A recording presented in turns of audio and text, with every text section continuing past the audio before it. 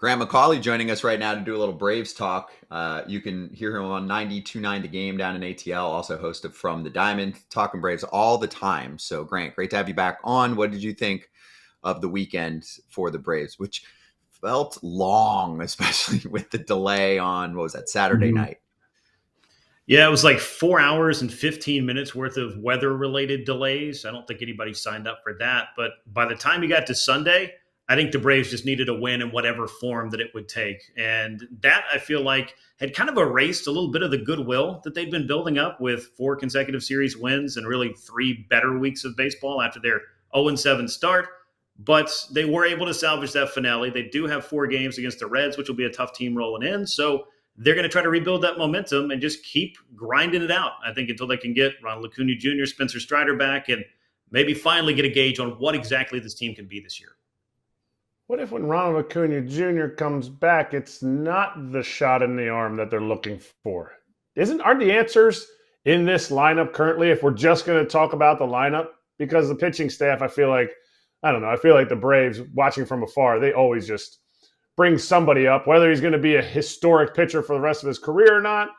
You only get one of those per year, and they have that in Spencer Schwellenbach. But you sit there and you go, the current guys in the lineup can't expect Ronald Acuña Jr. to come and hit 30 and steal 30.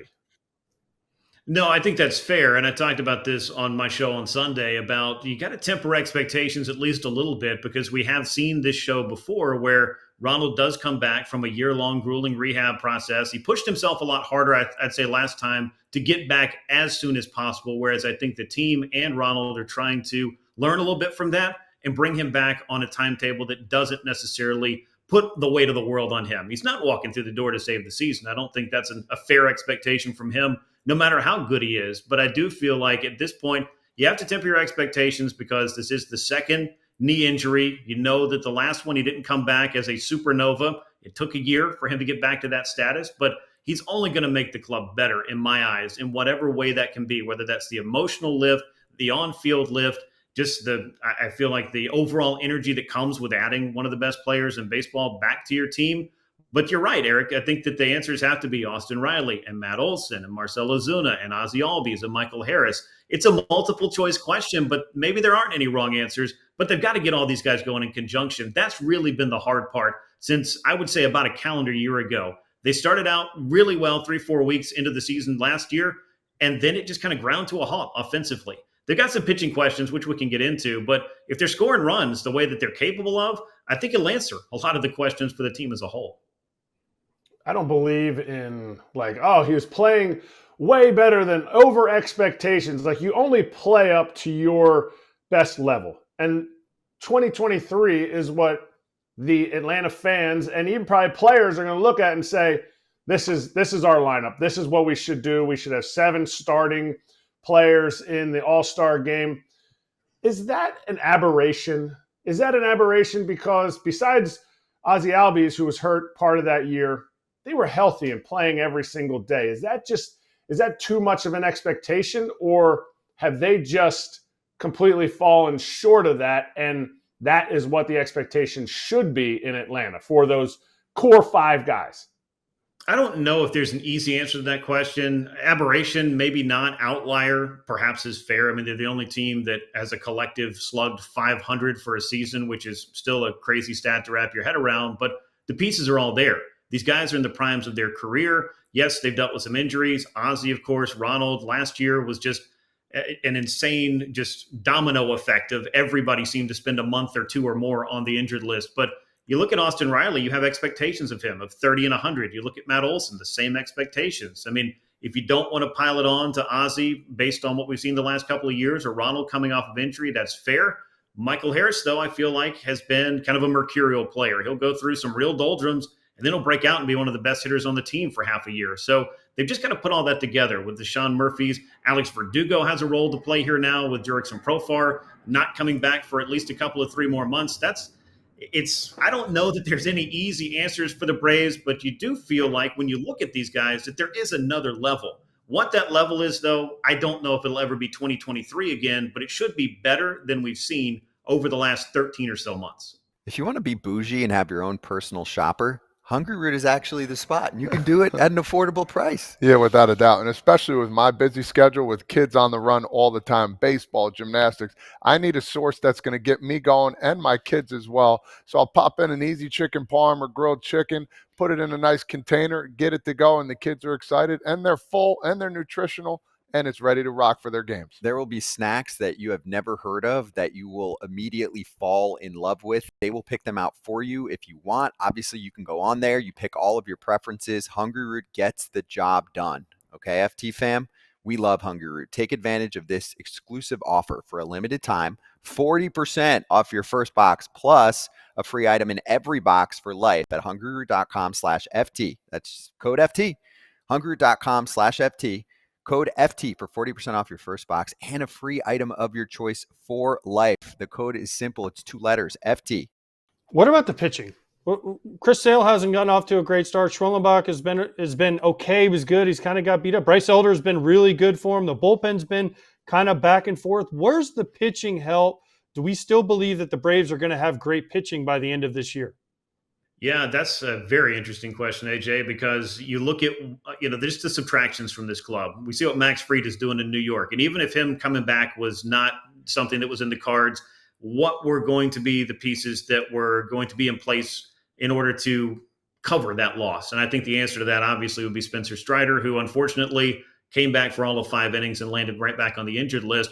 Schwellenbach, I think, will figure it out. I think this is maybe the first big league adversity that he's faced because he is a strike thrower. He does have a lot of pitches. Maybe there are some things for him to work on to get better. Chris Sale has been kind of an interesting case this year. He's kind of throttled the velocity up and down. The slider's still getting swings and misses, but his off speed and his fastball have not really been there for him, especially the way that they were last year.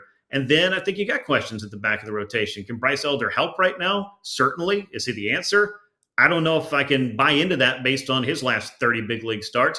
Grant Holmes has been a great story. I think he's doing the best he can, but there's still an obvious void in the rotation with no Reynaldo Lopez and 2 obvious voids in the bullpen because you lost AJ Minter, who then got hurt for the Mets, obviously, so maybe that cancels itself out.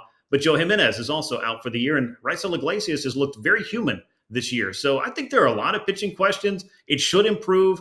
They should be looking at the deadline or whenever they can add to this mix if they want to really, I think, amp up their chances of contending in this division and pushing into the postseason. But there are more questions on this pitching staff, I feel like, than any time I can think of recently in the last 6-7 years of their postseason runs.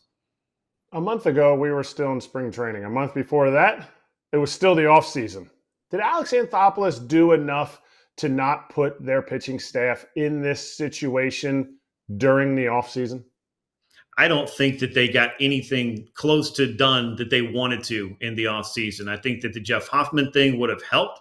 I think that obviously Tanner Scott could make the club a little bit better. You can't stop any of these pitchers or players that you sign and you acquire from maybe getting hurt on their own once they come over. But if you looked at the finished product of the offseason shopping and checked that cart and then got to spring training and looked around to see if you had all the pieces, I'm not sure that the Braves did or do right now. And they're having to kind of make do, especially in the rotation with the injury to Reynaldo Lopez. The Strider thing clearly has been an ongoing problem, unfortunately. Maybe he's back in the next week or two. We'll see.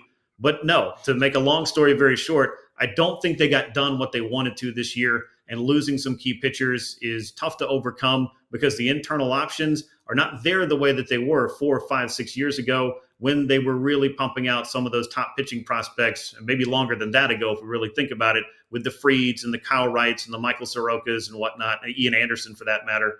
They just don't have, I feel like, that kind of clear answer in the minor leagues to help them out right now. Was this an ownership kind of hamstringing him a little bit, or was this an Alex Anthopoulos not finding value anywhere? Because the previous offseason, they found value in a trade for Sale. They found value in Reynaldo Lopez, who had 2 Cy Young seasons for both of those guys. Or did ownership kind of hamstring him a little bit this offseason? I do think that was a factor for sure. And Alex, when we talked to him in his postseason availability right after they got bounced in the wild card, said, payroll's gone up every year. We expect it to go up this year. It sounded like they had some player options that they were interested in exercising. And then we started to see, well, maybe not. Traded Jorge Soler. Okay, maybe he didn't fit. You decline Travis d'Arnaud's option. You don't re-sign, obviously, Fried and Minter reach free agency. That's a different equation. Then the Tanner Scott thing doesn't work. He signs with the Dodgers. The Jeff Hoffman thing gets put to the side because of medical issues. And I feel like they had a little bit of money to spend at the end, and that's why they did the Profar signing, because they wanted to do something. But I'm not sure that they even came close to getting it accomplished. And I don't think it's just Alex Anthopoulos decided that, hey, I've got a good team. It could be great, but I don't want to spend. I don't really feel like that sounds like the Alex Anthopoulos that we've heard from over the years. He's always looking for value, but at some point, I think you'd like to have some financial punching power. And I don't know that the Braves have necessarily displayed that outside of locking down their core to multi-year deals to create a sustainable winner. But I feel like there are some missing pieces, missing parts, and ownership could certainly help out if they were able to green light a little bit more spending and punching power, financially speaking, for Anthopoulos and company. And Alex has done a really nice job of getting creative around the trade deadline, always trying to make transactions during the season. It is difficult, though, with the way that the farm system is set up for Atlanta, right? It's not a loaded farm system for them. So we'll see what happens. Grant, we're going to step aside here, but thank you so much for joining us. Appreciate it. I'm sure we'll talk down the road too. Always. Thank you, guys. Thank you. That's Grant McAuley. Look him up. Check out all of his work. Of course, we've got our work on the Braves as well with Hammer Territory, part of the FT network. Brad, Scott, and the rest of the crew there, the four-man crew that keeps chugging along for your Braves coverage. Hey, everybody. Be sure to like and subscribe for more content. We're back here every weekday, all year long, so do not miss an episode. The videos are coming in all day. Here's another video you might enjoy. Baseball the way it should be covered.